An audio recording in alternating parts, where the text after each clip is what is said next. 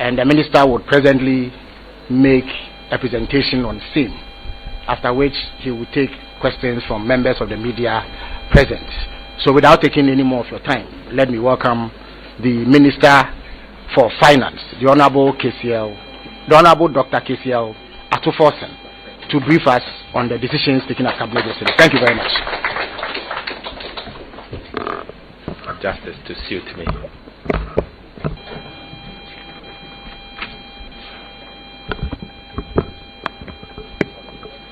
Thank you. Good afternoon. I'm here to deliver a press conference on the cocoa sector reforms and financial viability and long-term sustainability of this sector. But before then, it's important for me to, before I go into the main reforms, it's important for me to give you a bit of a background and a context to the current situation. You recall that on Wednesday, 11th of February 2026, Cabinet convened an emergency session to deliberate over development in the cocoa sector. The session considered historical and systemic problems confronting the sector and took key decisions. The meeting noted the following development in the cocoa sector. First, the 2025-2026 cocoa season began in August 2025 with a producer price of 51,660 Ghana cedis per ton, calculated at 70% of the gross FOB of $7,200 United States dollars per ton, using an exchange rate at the time of 10.25 to the US dollar. On the 1st of October 2025, Côte d'Ivoire announced a new producer price, 20% above that of Ghana. In fact, this decision by the Ivorians, coupled with movement in the exchange rate, resulted in a significant difference in the producer price of cocoa between that of Ghana and Ivory Coast. The price difference had the potential to trigger significant smuggling of Ghana's cocoa to Côte d'Ivoire. As a result, the Producer Price Review Committee on Cocoa adjusted the producer price to 58,000 Ghana cedis per ton to reflect an exchange rate of 11.5 cedi to $1 US. The decision by the PPLC to increase the producer price of cocoa made Ghana's farm gate price competitive and stemmed the potential smuggling of our cocoa beans. From October 2025, unfortunately, the world market price of cocoa started dropping. While the price was declining, Cocoa Board continued to sell the beans until the price fell below $6,400 per metric ton, which is the cost of cocoa from the farm gate to the port. The causes of the situation and the way forward will be my next thing to address.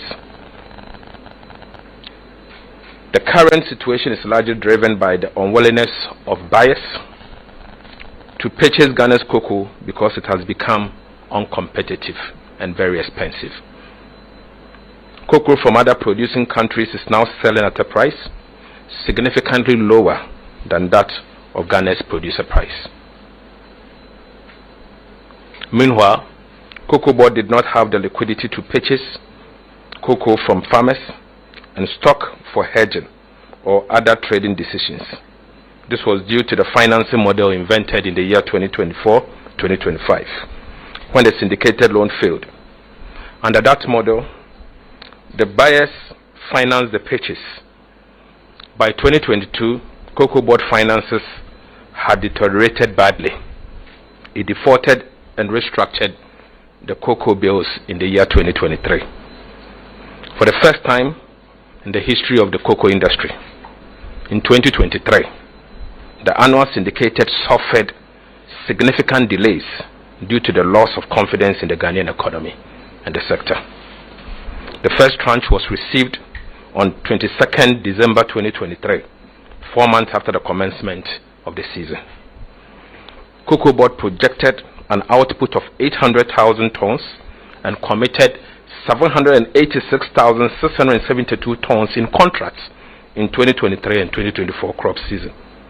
However, actual production was 432,145 tons, a deviation of over 45% from the projected output.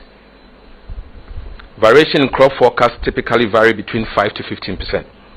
Hence, a deviation of 45% was unprecedented and unacceptable.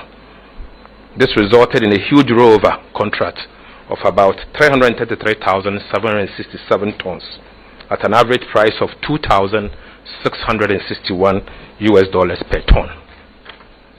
This resulted in a loss of over $1 billion United States dollars, which would have gone to the cocoa farmer or other stakeholders.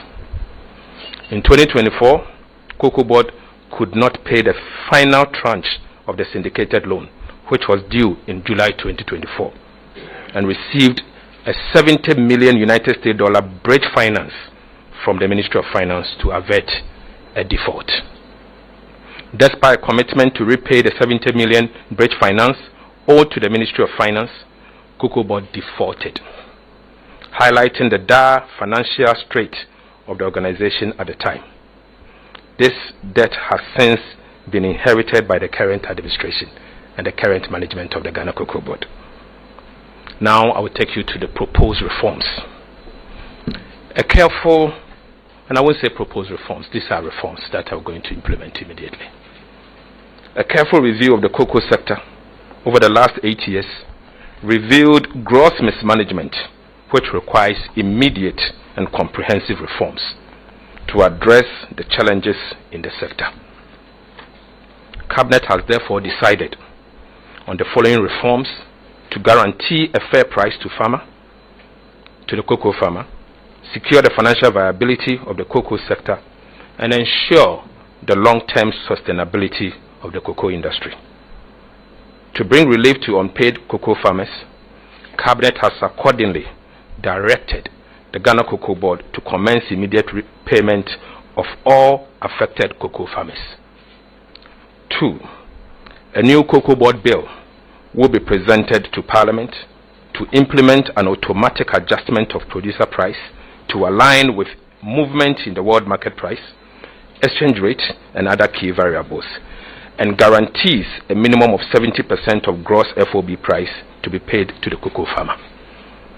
A new financing model for cocoa purchases and related operations with associated benefit for increased processing will be introduced effective 2026-2027 crop season. The current financing model was invented as a necessity after the syndicated loan failed after 32 years of successful implementation, and it was proven not to be sustainable. In fact, it has proven not to be sustainable. The financing model is entirely dependent on the buyer's willingness to bear the financing costs and to pre-finance the purchase of cocoa. The key motivation for buyers in the previous season was the rollover contract priced at a rate of $2,661 per metric ton, when the existing market price were above $8,000 per metric ton. Once the gap between the rollover contract and the market price closes, and the majority of the rollover contracts are serviced, the buyer will not be willing to pre-finance the purchase of cocoa crop.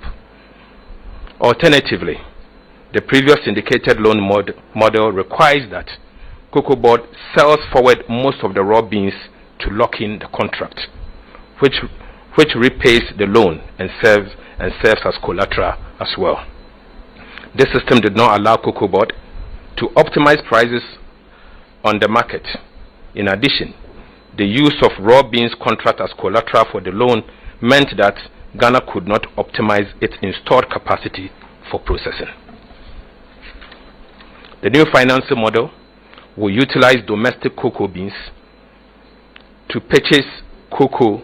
The new financing model will utilize domestic cocoa bonds to purchase cocoa and repay the cocoa proceeds within each crop year. The bonds will be used to raise a revolving fund for Cocoa Board to turn around at least once during the season. The model will also revive the indigenous license buying companies that have been completely thrown out of business as a result of the current financing model. State-owned produce buying company, PBC, will be revived to resume full operations and become the leading license buying company in the cocoa sector with immediate effect.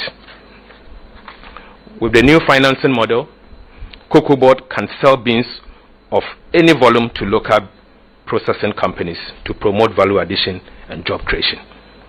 Cabinet has, however, directed that with immediate effect, the remainder of the beans for the crop year 2025-2026 should be allocated for domestic processing. Cabinet has also directed that beginning from 2026 to 2027 crop season, a minimum of 50% of all cocoa beans should be processed locally. And this will be part of the Cocoa Board bill going to Parliament. Pursuant to this, the state-owned cocoa processing company, CPC, will be revived as a matter of priority to become the leading processor of Ghana's cocoa beans. I've also, this morning, together with my colleague, the Minister responsible for Trade, Agribusiness and Industry, met with domestic cocoa processors cutting across the private sector who have indicated that they have the capacity and the willingness to process more than 50% of Ghana's cocoa beans going forward. An agreement has been reached on the immediate implementation of this policy. In order to address the indebtedness inherited by the current management of Ghana Cocoa Board, Cabinet has further directed that the Minister responsible for Finance, myself, to urgently seek parliamentary approval for the following. 1, to convert the legacy debt of about 5.8 billion Ghana cedis owed to the Ministry of Finance and Bank of Ghana. Cocoa Board currently owes the Ministry of Finance 3.7 billion Ghana cedis, which arose from the conversion of non-marketable cocoa bills into a loan, and the Bank of Ghana another 10-year loan of 1.38 billion Ghana cedis. The debt conversion will restore positive equity and boost the international and local market to support the operations of the Ghana Cocoa Board. This will strengthen the balance sheet, obviously, of Ghana Cocoa Board to enable it implement its new financing model and the reforms. Cabinet has also directed that with immediate effect, there should be a transfer of road liabilities worth 4.35 billion Ghana cedis to the Ministry of Roads and Highways and the Ministry of Finance. From 2014 to 2024, Cocoa Board owed cocoa contractors. From 2014 to 2024, Cocoa Board awarded cocoa contracts of up to 26.5 billion Ghana cedis, with 21.5 billion Ghana cedis of contracts awarded between 2018 and 2021. Despite an agreement under the IMF program in 2023 to rationalize Cocoa Board's commitment of 21.7 billion Ghana cedis to 6.9 billion, the previous board and management of Cocoa Board failed to conduct this exercise. The exercise has subsequently been completed under the supervision of the Ministry of Finance and the Minister responsible for roads. The Minister of Roads and Cocoa Board jointly conducted this rationalization exercise to reduce the exposure on cocoa roads. Upon the completion of the exercise, the total exposure of 21.7 billion Ghana cedis has since been reduced to 4.35 billion Ghana cedis. Cabinet has directed that the liabilities of the 4.35 billion be transferred to the Ministry of Roads and Ministry of Finance for payment. Cabinet noted that road construction account to a significant part of the financial difficulties of Cocoa Board. And this is important, let me stress. Cabinet also noted that road construction accounts for a significant part of the financial difficulties that Cocoa Board is facing at the moment. Pursuant to the earlier announcement that I made in the course of last year, the new cocoa bill that is going to Parliament will now prohibit Cocoa Board from such quasi-fiscal expenditures and other non-core expenditures going forward, and it will come with punishment if they ever do so. An announcement as you recall, that I made an announcement in the 2026 budget that government of Ghana has secured a $500 million World Bank facility to construct agricultural roads, including cocoa roads. This particular intervention will take over the construction of cocoa roads going forward. To ensure accountability and transparency in the management of Cocoa Board and the cocoa sector as a whole, Cabinet also directed the Attorney General to commission concurrent forensic audit and criminal investigation into the activities of Cocoa Board over the last 8 years. And I repeat, Cabinet also directed the Office of the Attorney General to commission concurrent forensic audit and criminal investigation into the activities of Cocoa Board over the last 8 years. Cabinet has directed the Ministry of Finance to initiate also immediate reforms at Cocoa Board to streamline their operations and cut costs.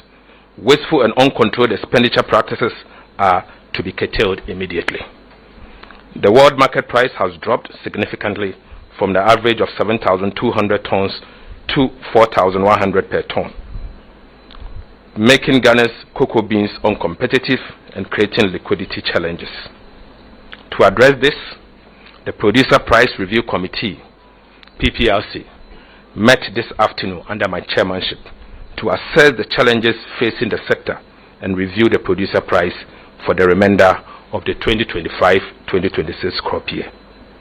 In order to cushion the farmer, the PPRC has recommended that the farmer be paid 90% of the achieved gross FOB of $4,200 per ton to mitigate the adverse impact on the farmer as a result of the fall in the world market price. As a result of that, the PPRC thereby announces that effective today, Thursday, 12 February 2026, the new producer price for the remainder of the 2025-2026 crop season will now be 41,392 Ghana cedis per ton and 2,587 Ghana cedis per bag. This measure has become necessary to reflect the reality of the world market price of cocoa, ensure the injection of immediate liquidity for expedited payment of farmers, and guarantee the sustainability of our cocoa sector. In conclusion, government wishes to convey its sincere appreciation to the Ghanaian cocoa farmer and all stakeholders for their forbearance and sacrifice over the years. Cocoa has always been the mainstay of our economy, and wish to assure them that these reforms will protect the interests of the cocoa farmer and the cocoa sector. In fact, we strongly believe this will transform the industry. Thank you very much for your attention.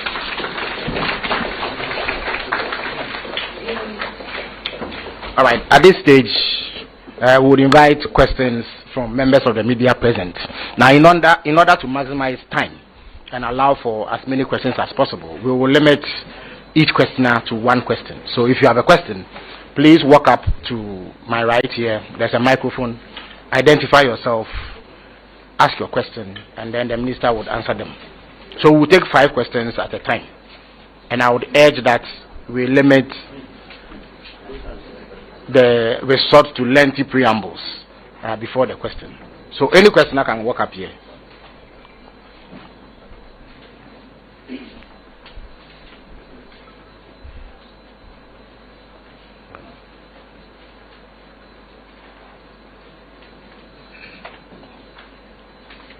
Good afternoon.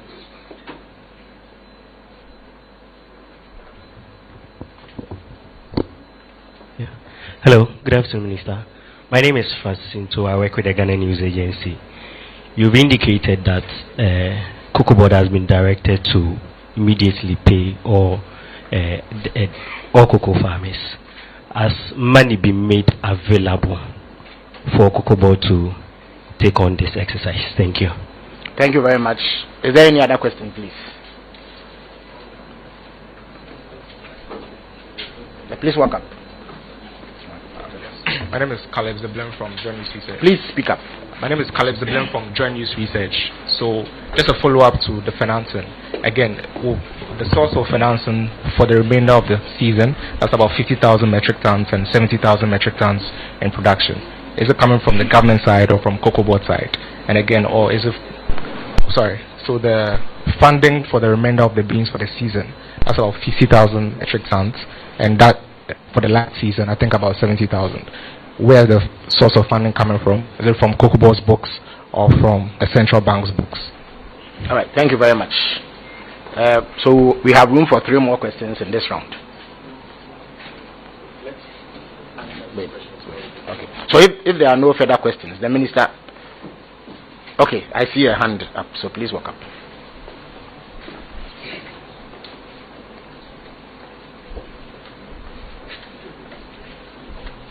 Minister, thank you very much. My name is Prince Essien with GH1 TV and Star FM. A farmer wants to know that, in essence, the price per bag has reduced from 3,600 to 2,500. Thank you. All right, thank you for that question. If there's no other, I would invite the Finance Minister to answer these 3 questions. Thank you very much.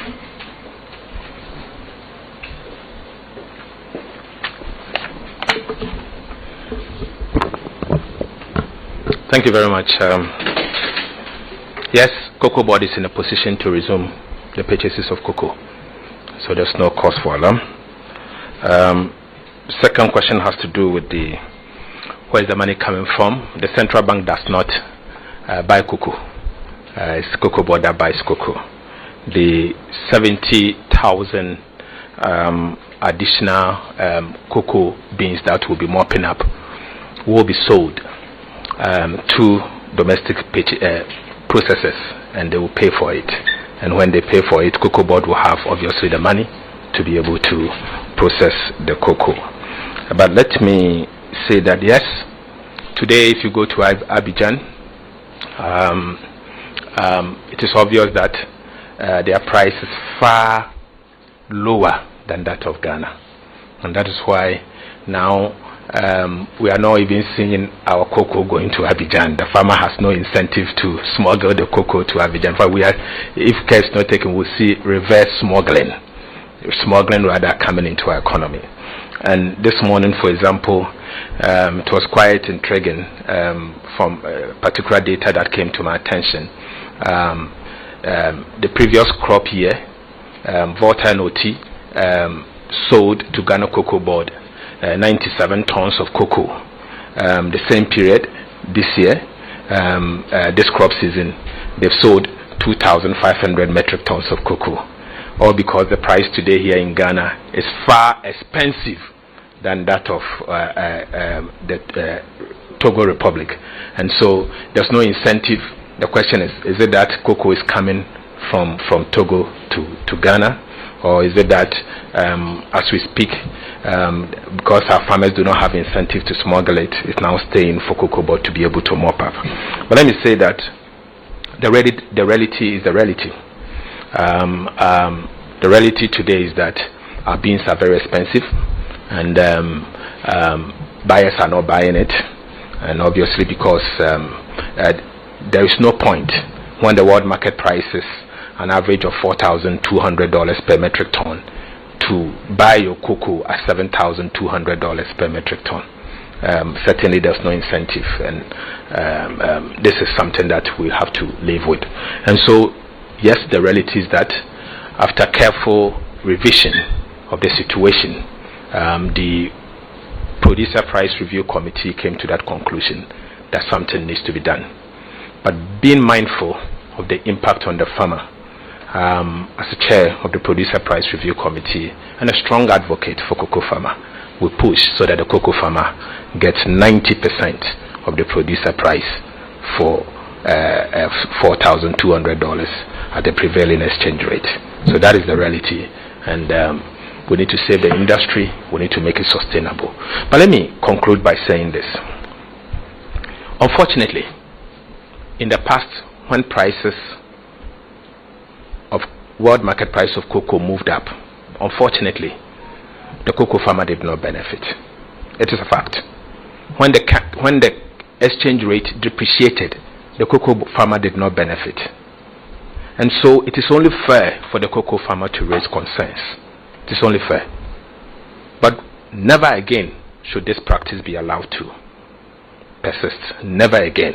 And so to stem that and to allow the cocoa farmer to benefit from future rise in the world market price, we are going to propose in the law that will be sent to Parliament that there should be automatic price adjustment. And automatic price adjustment, the cocoa farmer will receive a minimum of 70%. So it doesn't matter where the world market price is. It will now be a law. And it doesn't matter who is the chief executive of Cocoa Board. He or she cannot have the power to cheat the cocoa farmer. And so going forward, the cocoa farmer will be protected, and that is the essence of some of the essence of what we address today. So that will be addressed, and the cocoa farmer will be fine. Thank you very much. Yes, so any additional questions are welcome at this stage. Thank you, my dear friend, Honorable Minister. You said you're going to issue bonds to fund cocoa. One, who would issue the bonds, and on whose balance sheet are you issuing those bonds? And two, you also mentioned the fact that, oh gosh, I've lost my train of thought. Now, if you do those bonds, one, how do you do the recouping of that? And also, in terms of exchange rate, you didn't address that. How do you handle the exchange rate situation regarding the new automatic price valuations that you're talking about? Thank you. All right. Good afternoon. My name is Michael Obodo. I work with TV3. You spoke about revamping CPC. How do you plan to do that? What would it cost? And the 50% of that it will be processing, is it for the local market? How do you make up for the exchange rate difference that you'd have made if you had exported the beans? Thank you. Thank you very much. Thank you very much. My name is Justice. I work for the National News Agency. Minister, you spoke about taking steps to stop wastage in the system. Now, since December, I've been following an issue about the movement of 18 containers of cocoa board jute sacks from the Tema port to somewhere around the Central University, which is being investigated now by the Ghana Police Service. And then also Cocoa Board's direction for the rest of the jute sacks at the port to be cleared. Agents have been assigned to clear it.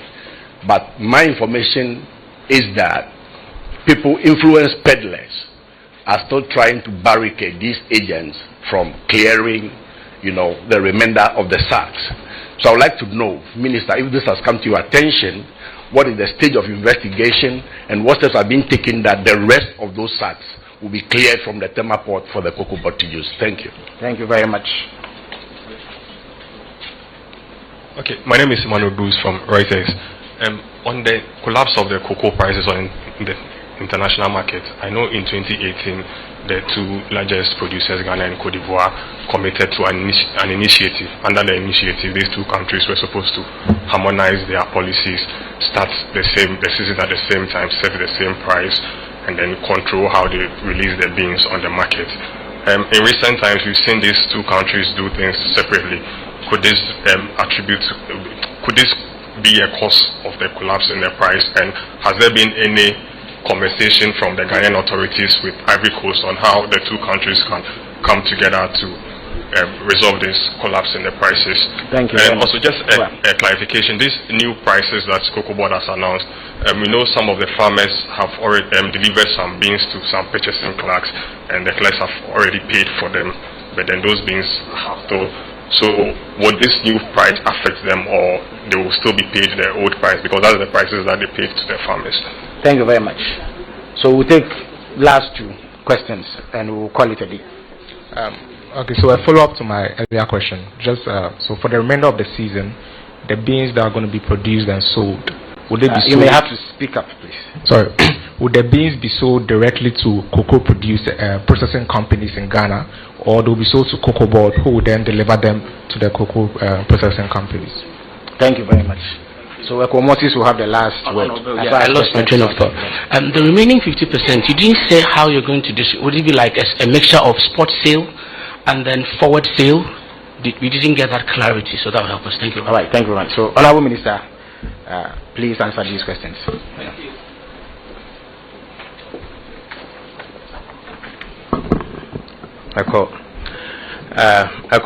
I have to keep some of my strategies in my sleeves, and so I can't give all of that to you, particularly relating to the hedging strategies Cocoa Board will adopt, because they are market sensitive, and any comment on that can change the dynamics of the market. So I'm sorry, I have to disappoint you on that one. Let me first answer the last question, the one before a call came again. Cocoa Board is age-old organization with comprehensive standards, and they know where the cutoff points are, what is sealed, what is graded, what has been taken over, and all. So the fine details will be announced by the Ghana Cocoa Board in terms of operationally how to implement these policies that we have announced. So I will stay at the operational side and leave the I will stay at the policy side and leave the operational details to the Chief Executive to handle them. 2018, yes, the initiative came and the two countries consulted. The process is still ongoing. We consulted them based on decisions that we would take, and they also consult us based on certain decisions that we have to take. And so the cooperation is still ongoing, and it's not a problem. Jute sacks, I agree with you. Cocoa Board mismanagement has been a matter of concern to government. For example, for 5 years in a row, all what the previous administration did was to buy jute sacks. The jute sacks arrives at the port, they don't clear them, and order a new set.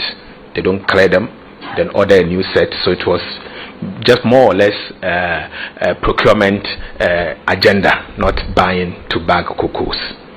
In fact, after keeping so much jute sacks in the at the port and failing to clear them, before they left office, they established a letter of credit for another $48 million worth of jute sacks that came in also uncleared. But it's all part of the cabinet directives to the minister responsible for justice and attorney general to investigate, and I'm sure he will be in a better position to answer as to where this investigation has gotten to. That's not my job, and so let's leave it to the minister responsible for justice, and I'm sure he will address those concerns. CPC will be revamped. This morning, CPC together with private sector processors met myself and colleague minister responsible for trade, agribusiness and industry. Clearly, you could see that outside CPC, the private sector has strong capacity to process our cocoa. CPC also has some strength, but this strength will mean that we have to revamp them. And so we have taken a decision to revamp CPC. The details will leave it to CPC, the management and board to make those announcements. But a comprehensive announcement will be made, and CPC will be empowered to take their rightful place as the leading processor of Ghana's cocoa beans. The issue of the bonds, yes, the bonds will be issued. It will be domestic bonds. It will be called cocoa bonds. It will be meant largely for the purchases of cocoa beans and to finance the crop, and it will be domestic. It will be issued on the balance sheet of the Ghana Cocoa Board. The issues of concern with Ghana Cocoa Board balance sheet will be dealt with, and I've announced a raft of measures that will deal with the balance sheet issues with Ghana Cocoa Board. But beyond that, I believe Cocoa Board will be in a better place to enter the domestic market and revamp the industry. Thank you.